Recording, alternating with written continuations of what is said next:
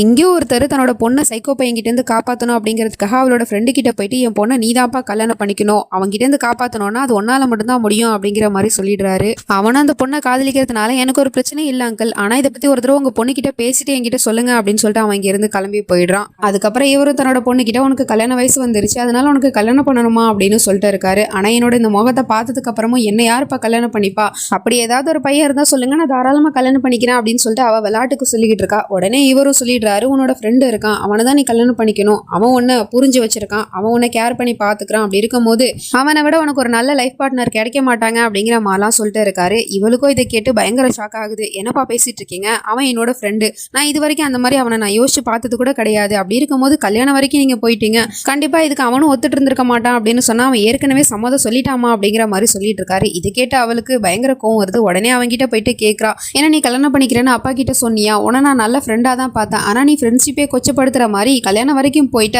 எப்படி உன்னால அந்த மாதிரிலாம் யோசிக்க முடிஞ்சு அப்படின்னு சொல்லிட்டு அங்க இருக்கிற பூவெல்லாம் தூக்கி போட்டு உடச்சிக்கிட்டே இருக்கா. அதுக்கப்புறம் இவனும் சொல்றான், உனக்கு கல்யாணத்துல பிரச்சனை இல்லை, என்ன கல்யாணம் பண்ணிக்கிறதுல தான் பிரச்சனை, நீ ஒருத்தவனை காதலிக்கிற, அவனை நீ மனசுல வச்சுக்கிட்டு தானே என்ன கல்யாணம் பண்ணிக்க மாட்டேன்னு சொல்ற, ஆனா அவன் உனக்கு உண்மையாவே இல்லை, அவனுக்கு ஏற்கனவே கல்யாணம் அடிச்சு அவனுக்கு மனைவி இருக்கு, அவனை போய் நீ காதலிக்கிறியா அப்படிங்கிற மாதிரி கேட்டுட்டு இருக்கான். இந்த உண்மையை தெரிஞ்சுக்கிட்டு இவ பயங்கரமா ஷாக் ஆகிறா. எனது அவருக்கு கல்யாணம் ஆயிடுச்சா அப்படிங்கிற மாதிரி சொல்லிட்டு. இதோட ஃபுல் வீடியோ லிங்க் நான் கீழே கொடுத்துருக்கேன், அதை கிளிக் பண்ணி பாருங்க. அப்புறம் மறக்காம நம்ம சேனலை சப்ஸ்கிரைப் பண்ணிக்கோங்க. தேங்க்யூ.